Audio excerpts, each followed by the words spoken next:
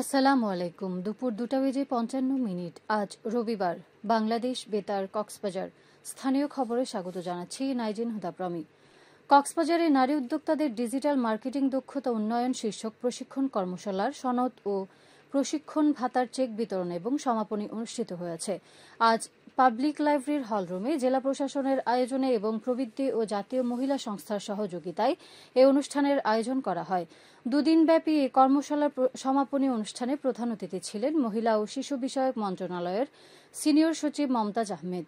এ সময় তিনি নারী উদ্যোক্তাদের ডিজিটাল নিরাপত্তা এবং মান নিশ্চিত করে তাদের পণ্যের প্রসার ও ব্যবসা পরিচালনার মাধ্যমে স্বাবলম্বী হওয়ার আহ্বান জানান। জেলা প্রশাসক মোহাম্মদ সালাউদ্দিনের সভাপতিত্বে এতে মহিলা ও শিশু বিষয়ক মন্ত্রণালয়ের অতিরিক্ত সচিব ও প্রকল্প পরিচালক প্রভাষচন্দ্র রায়, police super Mohammad Rahmat Ullah, press club সভাপতি মাহবুবুর রহমান সহ ছাত্র সমন্বয়ক বৃন্দ বক্তব্য রাখেন।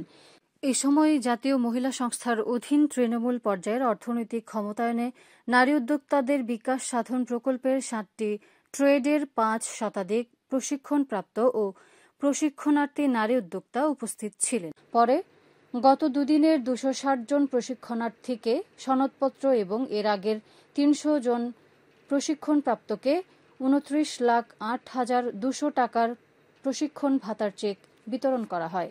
এদিকে কক্সবাজারে শুরু হয়েছে গর্ভবতী ও দুগ্ধদানকারী মায়ের পুষ্টি এবং শিশুর সংবেদনশীল ও উদ্দীপনামূলক যত্ন মডিউল 1-এর প্রশিক্ষণ কর্মসূচি।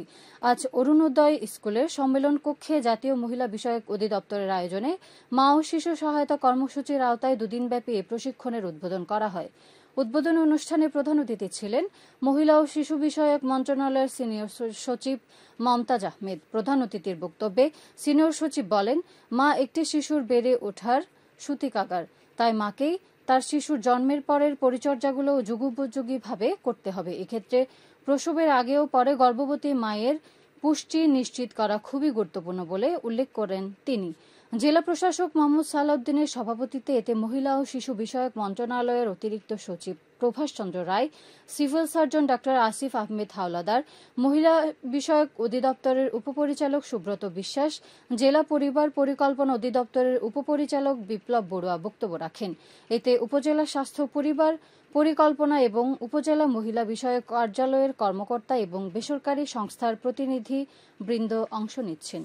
উখিয়ায় অতি দরিদ্রদের জন্য কর্মসৃজন প্রকল্পের কাজ শুরু হয়েছে। আজ উপজেলার রাজাপালং ইউনিয়নের 4 নম্বর ওয়ার্ডের পশ্চিম দিঘলিয়া পালং এলাকায় এই কর্মসূচি আনুষ্ঠানিক উদ্বোধন করেন উপজেলা প্রকল্প বাস্তবায়ন কর্মকর্তা এটিএম কাউসার। এ সময় রাজাপালং ইউনিয়নের ভারপ্রাপ্ত চেয়ারম্যান মীর শাহিদুল ইসলাম সহ সংশ্লিষ্টরা উপস্থিত ছিলেন।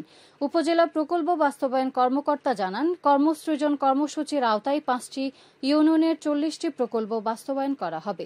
এসব প্রকল্পের 5,160 জন বেকার দরিদ্র শ্রমিকের কর্মসংস্থানের সুযোগ সৃষ্টি হয়েছে।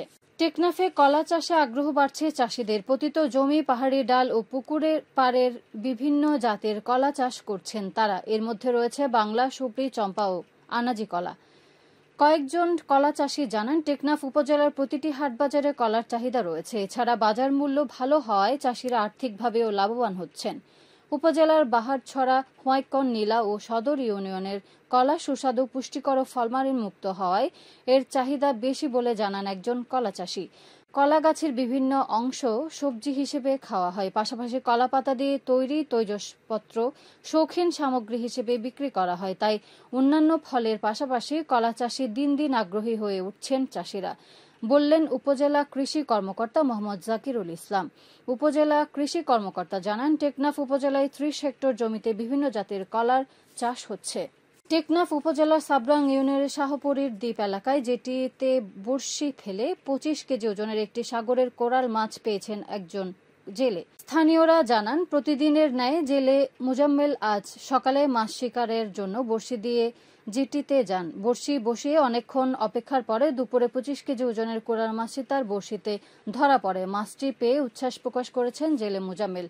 আবহাওয়া, আগামীকাল দুপুর 12টা পর্যন্ত 24 ঘন্টার পূর্বাভাসে বলা হয়েছে, অস্থায়ীভাবে আংশিক মেঘলা আকাশ সহ আবহাওয়া শুষ্ক থাকতে পারে। সেই সাথে মধ্যরাত থেকে সকাল পর্যন্ত আবহাওয়া হালকা থেকে মাঝারি ধরনের কুয়াশা পড়তে পারে। কক্সবাজার সমুদ্র বন্দরের জন্য কোনো সংকেত নেই। আগামী 24 ঘন্টার দিন ও রাতের তাপমাত্রা সামান্য হ্রাস পেতে পারে। আজ সূর্যাস্ত যাবে সন্ধ্যা 5টা 9 মিনিটে। আগামীকাল সূর্যোদয় হবে ভোর 6টা 10 মিনিটে। আজকে সর্বনিম্ন তাপমাত্রা ছিল 19.7 ডিগ্রি সেলসিয়াস এবং সর্বোচ্চ তাপমাত্রা ছিল 29.7 ডিগ্রি সেলসিয়াস। এখন জানিয়ে দিচ্ছি বাঁকখালী নদীর মোহনা ও সংলগ্ন এলাকার সামুদ্রিক জোয়ার ভাটার সময়সূচি। আজ ভাটা শুরু হবে সন্ধ্যা 6টা 16 মিনিটে, চলবে রাত 12টা 20 মিনিট পর্যন্ত।